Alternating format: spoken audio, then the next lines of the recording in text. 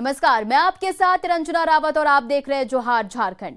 जातीय जनगणना की मांग को लेकर झारखंड से एक सर्वदलीय प्रतिनिधिमंडल ने आज गृह मंत्री अमित शाह से मुलाकात की, जिसमें जातीय जनगणना की मांग के साथ ही सरना कोड को लेकर भी मांग रखी गई। मुख्यमंत्री हेमंत सोरेन के नेतृत्व में मिले प्रतिनिधिमंडल में विपक्षी बीजेपी भी शामिल थी। बैठक के बाद मुख्यमंत्री हेमंत सोरेन ने कहा, काफी सकारात्मक बात हुई। वहीं बीजेपी प्रदेश अध्यक्ष दीपक प्रकाश ने कहा कि केंद्र की मोदी सरकार पिछड़ों की सबसे बड़ी हितैषी है। पूरे राज्य के हमारे सभी दलों के लोग आदरणीय अमित शाह जी से हम लोगों ने मुलाकात किया और जैसे ही आपको पता है कि हम लोग इससे पहले सदन में जो अभी आने वाला समय जो नया संसद होना है वो उस पर हम लोगों ने अपनी भावना रखी कि जातिगत जनगणना हो। इसके लिए आज हम लोगों ने राज्य की भावना से उनको अवगत कराया। धन्यवाद। बात हुई है आज सरना कोड को लेके बात हुई है, आपने मांग की है कि अलग से नहीं वो अभी हम लोग का जातिगत जनगणना को लेकर के हम लोगों ने हमारा ये कहना है कि देश के अंदर सब वर्ग, आप क्या नहीं चाहते हैं कि आपके वर्ग हैं कि नहीं देश में? आप नहीं चाहते हैं? कितनी महिलाएं हैं, कितने पुरुष हैं, आप लोग नहीं चाहते हैं? कितने लोग किस वर्ग के हैं, आप लोग नहीं चाहते हैं? सर्वदलीय प्रतिनिधिमंडल में भारतीय जनता पार्टी भी शामिल हुआ है। हम सबको जानते हैं कि इस देश में पिछड़े वर्ग का हितैषी हितचिंतक मोदी जी की सरकार और मोदी जी हैं। लगातार पिछड़ा आयोग को संवैधानिक दर्जा देने का काम किया। मेडिकल और डेंटल हॉस्पिटल कॉलेज में भी 27% आरक्षण देने का काम किया। इसलिए भारतीय जनता पार्टी और केंद्र की सरकार पिछड़े वर्गों के साथ। देश में नक्सलवाद की कमर तोड़ने के मकसद से आज दिल्ली में केंद्रीय गृह मंत्री की अध्यक्षता में अहम बैठक हुई और दिल्ली के विज्ञान भवन में हुई इस बैठक में 10 राज्यों के मुख्यमंत्री शामिल रहे। नक्सल प्रभावित इलाकों की संख्या में सबसे ज्यादा जहां गिरावट देखी गई, उनमें बिहार, ओडिशा और झारखंड शामिल हैं। आज की बैठक में नक्सल प्रभावित इलाकों की सुरक्षा स्थिति की समीक्षा की गई। साथ ही इन इलाकों में सड़कों, पुलों, स्कूलों और स्वास्थ्य केंद्रों के निर्माण जैसे मौजूदा विकास कार्यों की भी समीक्षा की गई।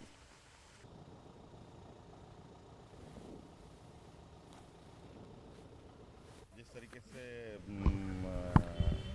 उग्रवादी घटनाएं निरंतर कम हो रही हैं, इस पर कैसे आने वाला समय में इसको खत्म किया जाए जड़ से, इसको लेकर चर्चा हुई और इसमें जो कुछ कमी बेसी थी उन सब को कैसे और ठीक किया जाएगा, ये वहाँ पर बातें रखी गई है। सभी राज्य मोटा मोटी सब लोगों का एक जैसा ही चीज़ें रही है। और आज प्रधानमंत्री नरेंद्र मोदी ने मन की बात कार्यक्रम से रांची के देवरी गांव का जिक्र किया। इस गांव की पहचान एलोवेरा विलेज के तौर पर होती है। रांची के सतीश जी ने प्रधानमंत्री मोदी को पत्र लिखकर देवरी गांव के बारे में बताया था और देवरी गांव की महिलाओं ने मंजू कच्छप के नेतृत्व में एलोवेरा की खेती शुरू की। इस खेती से न केवल स्वास्थ्य के क्षेत्र में लाभ मिला, बल्कि इन महिलाओं की आमदनी भी बढ़ गई। इस कार्य में करीब 40 महिलाओं की टीम जुटी है और कई एकड़ में एलोवेरा की खेती होती है। जी के सतीश जी ने पत्र के माध्यम से ऐसी ही एक और जानकारी साझा की है।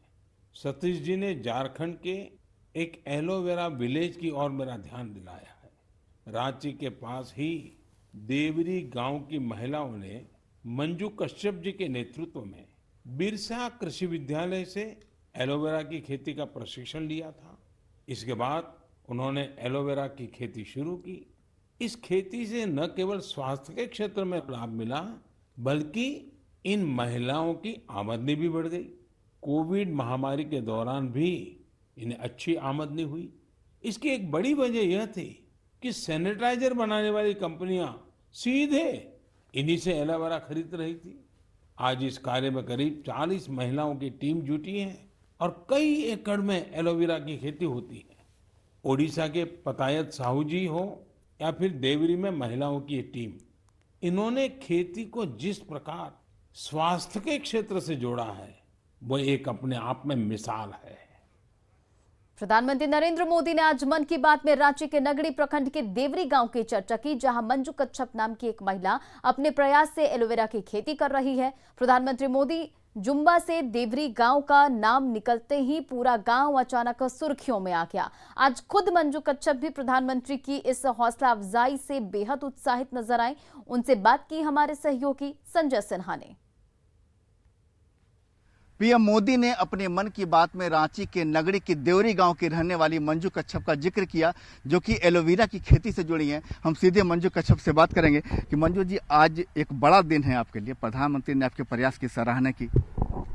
जी बिल्कुल, मैं माननीय प्रधानमंत्री जी को तहे दिल से, पूरे गांव की तरफ से, पूरे प्रखंड की तरफ से, रांची झारखंड की तरफ से मैं धन्यवाद देना चाहूँगी कि प्रधानमंत्री जी ने हम लोगों की गांव की जो एलोवेरा विलेज है उनकी मन की बात में हम लोगों की बात को रखी। इसलिए नरेंद्र मोदी जी को बहुत बहुत धन्यवाद, तहे दिल से बहुत बहुत धन्यवाद। आपको जानकारी थी कि प्रधानमंत्री आपसे बात करने वाले हैं? जी बिल्कुल नहीं, इसकी जानकारी तो हमें नहीं थी, लेकिन आज आपके नाम का जिक्र हुआ। आज हमारे नाम का जिक्र हुआ तो बहुत अच्छा लगा, बहुत खुशी हुई कि हम जैसे लोगों के भी जो है प्रधानमंत्री जी बातों को साझा करते हैं, ये जानकर बहुत अच्छा लगा। गांव की महिलाओं के मान सम्मान को लेके बात को रखते हैं, इनके लिए बहुत बहुत धन्यवाद देना चाहूँगी मैं प्रधानमंत्री जी को। देखिए, हम बता दें कि इस समय मंजू जी अपने नगड़ी गांव में नहीं हैं, बल्कि एलोवेरा को लेकर के जो जागरूकता कार्यक्रम है लगातार फैला रही हैं। इस समय नामकुम प्रखंड के सिंदरौल गांव में हैं। तो आप यहाँ पर क्यों आई हैं?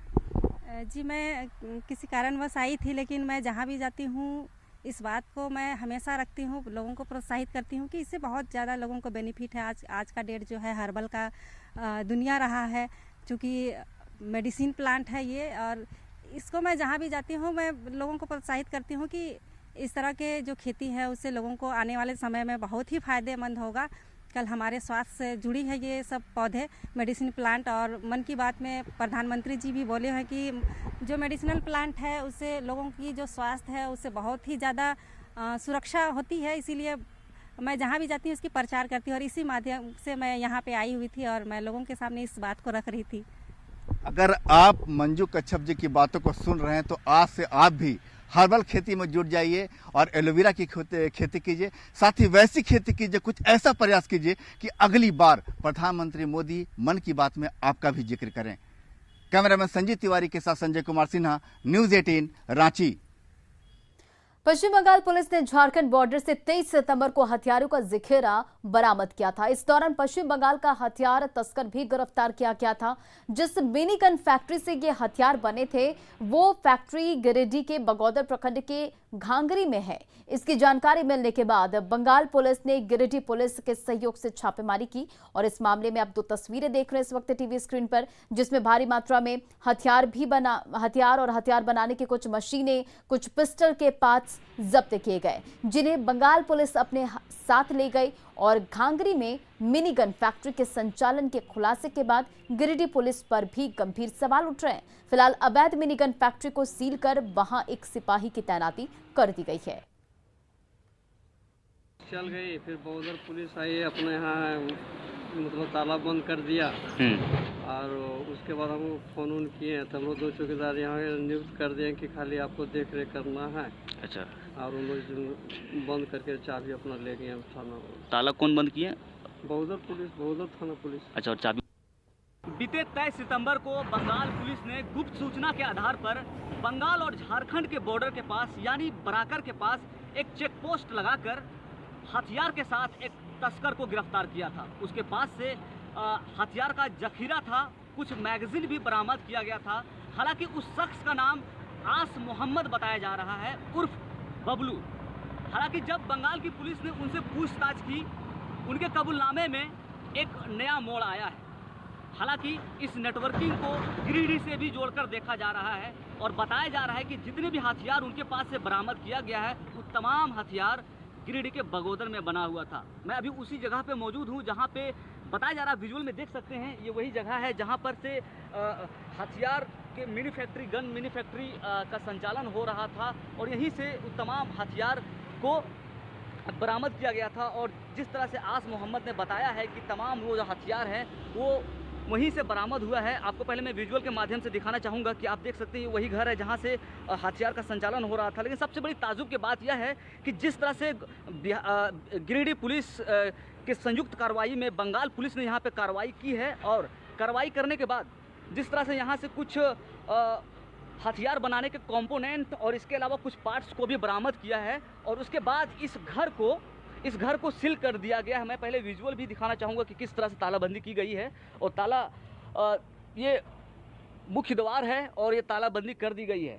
और आपको ये भी बता दें कि जहाँ जिस तरह से बंगाल पुलिस ने यहाँ पे छापेमारी की है और गिरिडीह की पुलिस, बगोदर की पुलिस के नाक के नीचे का इस तरह से अवैध तरीके से जो इस तरह से मिनी फैक्ट्री का संचालन किया जा रहा था, कहीं ना कहीं इस पर भी सवाल उठाए जा रहे हैं। क्यों यहाँ पर जो हथियार फैक्ट्री का संचालन किया जा रहा था, इस बात को लेकर स्थानीय पुलिस ने, बगोदर पुलिस ने साफ इनकार कर दिया है और कहा है कि अभी मामले की जांच पड़ताल की जा रही है, उसके बाद जो होगा दूध का दूध पानी का पानी हो जाएगा। हालांकि जिस तरह से एक पुलिस अधिकारी से नाम नहीं बताने की स्थिति में उन्होंने एक बातचीत हुई और उन्होंने बताया कि यहाँ पे संचालन हो रहा था, और जब बंगाल की पुलिस ने छापेमारी संयुक्त कार्रवाई की थी गिरिडीह पुलिस के साथ मिलकर, तो यहाँ से भारी मात्रा में हथियार बनाने के मशीन और उनके पार्ट्स को भी बरामद किया गया था, जो बंगाल पुलिस अपने साथ ले गई। गिरिडीह से न्यूज़ 18 के लिए मैं एजाज अहमद। इधर गुमला में लाख प्रयास के बाद भी अंधविश्वास का अंधेरा नहीं छट रहा है। यहां डायन बिसाही के आरोप में एक ही परिवार के 3 लोगों की टांगी से काटकर हत्या कर दी गई। सदर थाना क्षेत्र के लूटो गांव की ये घटना बताई जा रही है। डायन बिसाही में ट्रिपल मर्डर का आरोप मृतक के रिश्तेदार पर ही लगा है, और मृतकों के नाम बंधन उरांव, पत्नी सुमारी देवी और बहू बासमनी देवी है। वारदात के बाद देर रात दोनों आरोपियों ने कोटाम पुलिस पिकेट में सरेंडर कर दिया। वहीं हत्या में इस्तेमाल की गई टांगी भी पुलिस ने बरामद कर ली है, और बताया जा रहा है कि बंधक की पत्नी सुमारी ओचा गुड़ी का काम करती थी और आपसी विवाद में यह हत्या कर दी गई। हालांकि पुलिस फिलहाल पूछताछ कर रही है और मामले की जांच कर रही है।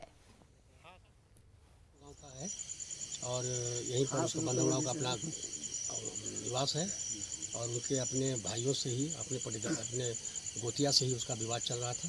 तो सुनने में आया कि आपसी विवाद और डायन बिसाही को लेकर विवाद चल रही थी, उसी में टांगी से मारकर के हत्या कर दी गई है, और इसमें जो अभियुक्त हैं उसको अभिनव गिरफ्तार कर लिया जाएगा।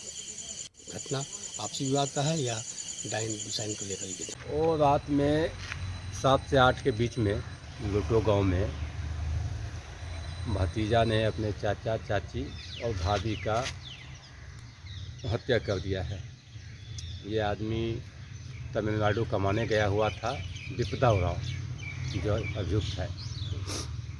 कहा कि हम तमिलनाडु गए थे, वहीं हमारा दिमाग ख़राब हो गया, विश्वकर्मा पूजा के दिन गांव लौटे हैं, रात में और मेरा दिमाग ख़राब हो गया, तो चाचा चाची को हम और भाभी को लोहा का रड से मार दिए। इधर बोकारो स्टील के स्टॉक यार्ड में शनिवार रात क्रेन से दबकर मजदूर की मौत हो गई थी। इस घटना से मजदूरों में आक्रोश है। मजदूरों ने शव रखकर प्रदर्शन किया और कंपनी से 25 लाख रुपए मुआवजा देने की मांग भी की। मजदूरों का कहना है कि बोकारो स्टील में आश्रितों को नौकरी दी जाए, अगर उनकी बात जब तक नहीं मानी जाती है तब तक वह शव को उठने नहीं देंगे। अब तक कंपनी की ओर से बातचीत मजदूरों के साथ नहीं की गई, जिससे मजदूरों में आक्रोश है। मृतक मजदूर बादू यादव भागलपुर का रहने वाला था, जो कैंप 1 में रहकर स्टॉक यार्ड में रिगर का काम करता था। काम करने के दौरान मजदूर क्रेन की चपेट में आ गया, जिससे उसकी मौत हो गई। पूरे मामले में क्रेन चालक की लापरवाही की बात सामने आ रही है। 9 महीने बीतने के बाद भी रामगढ़ में 12वीं की टॉपर छात्राओं के खाते में प्रोत्साहन राशि नहीं आ पाई है। तत्कालीन डीसी संदीप सिंह ने 29 दिसंबर 2020 को 12वीं साइंस और आर्ट्स में टॉपर प्रियंका पोद्दार और नाजिया प्रवीण को डमी चेक सौंपा था। प्रियंका SS+2 उच्च विद्यालय गोला से इंटर साइंस में सेकंड टॉपर थी, जबकि राजबल्लभ +2 हाई स्कूल सांडी की छात्रा नाजिया आर्ट्स में टॉपर बनी थी। दोनों को 5-5 हजार रुपए का चेक सौंपा गया था, लेकिन इस राशि के लिए उन्हें ऑफिस के चक्कर लगाने पड़ रहे हैं। वहीं जिला समाज कल्याण पदाधिकारी ने जल्द ही प्रोत्साहन राशि के भुगतान का भरोसा दिया है।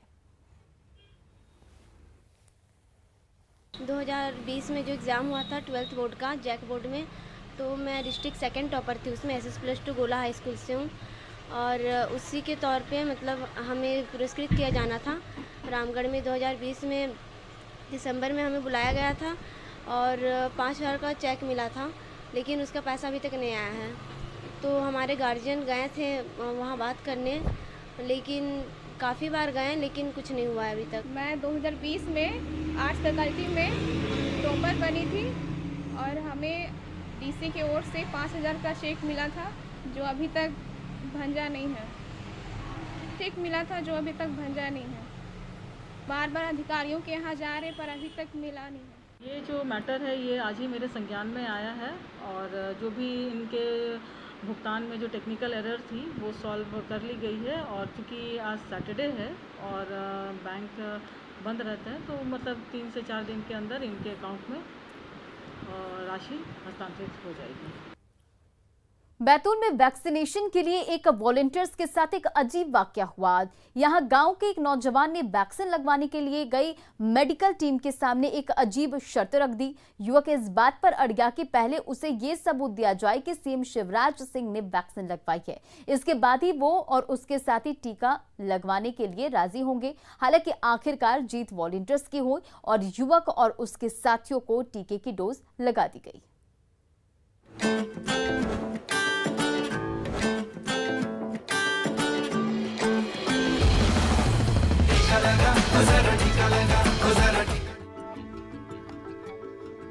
मध्य प्रदेश के बैतूल में वैक्सीनेशन के लिए गई टीम को उस वक्त एक अजीबोगरीब हालात का सामना करना पड़ा जब वैक्सीनेशन के लिए गई टीम के सामने गांव के एक युवक ने अपने और अपने कुछ दोस्तों के टीकाकरण के लिए एक अजीब सी शर्त रख दी। दरअसल युवक इस बात पर अड़ गया कि पहले उसे ये सबूत दिया जाए कि प्रदेश के मुखिया शिवराज सिंह चौहान ने वैक्सीन लगवाई है, तभी वो वैक्सीन लगाएगा। लेकिन वॉलंटियर्स की टीम भी हार मानने वालों में से नहीं थी। टीम ने युवक की शर्त मान ली और युवक को सीएम के वैक्सीनेशन से जुड़े सबूत दिखा दिए, जिसके बाद आखिरकार युवक अपने दोस्तों के साथ टीकाकरण के लिए राजी हुआ। देखिए, मुख्यमंत्री जी ने भी वैक्सीन लगाई है और अब आपको भी वैक्सीन लगानी पड़ेगी, क्योंकि शर्त उसकी यही थी कि मुख्यमंत्री जी ने यदि वैक्सीन लगा ली है तो वह भी लगाएगा। हैरत की बात ये थी कि उस युवक की वजह से गांव के करीब 10 लोगों ने और वैक्सीन नहीं लगाई थी, तो वो लोग भी, उसने हम लोगों से फिर प्रॉमिस किया कि आज वो अपने 10 साथियों के साथ वैक्सीन लगाएगा। मेडिकल टीम ने युवक को तो समझा दिया, लेकिन ग्रामीण इलाकों में ये समस्या आम है। मध्य प्रदेश के ग्रामीण इलाकों में अब भी ऐसे हजारों लोग हैं जो वैक्सीनेशन से बचने के लिए बहानेबाजी कर रहे हैं। हालांकि वॉलंटियर्स पूरी कोशिश कर रहे हैं कि समय रहते ज्यादा से ज्यादा लोगों का टीकाकरण कर दिया जाए। ग्रामीण क्षेत्रों में हम जहां जा रहे हैं वहां पर कई लोग कई तरीके के बहाने बना रहे हैं वैक्सीन लगाने के लिए। कोई कह रहा है कि मेरे पास समय नहीं है, कोई राशन कार्ड का बहाना दे रहा है, कोई कुछ कह रहा है, और कई लोग ऐसे हैं जो कोई वजह नहीं होते हुए भी कह रहे हैं कि हमको वैक्सीन नहीं लगानी है। तो हमारा ये प्रयास है कि हम सबको जागरूक करें और वैक्सीन लगाने के लिए। आपको बता दें, बैतूल के कलेक्टर ने जिले में टीकाकरण को गति देने के लिए कुछ समाज सेवी संगठनों से मदद ली है, जो ग्रामीण इलाकों में जाकर लोगों की काउंसलिंग कर रही है। उम्मीद है ये कोशिश रंग लाएगी और बैतूल जिला कोरोना के खिलाफ जंग में टीके की सुरक्षा कवच से लैस रहेगा। बैतूल से ऋषु कुमार नायडू, न्यूज़ 18 मध्य प्रदेश, छत्तीसगढ़।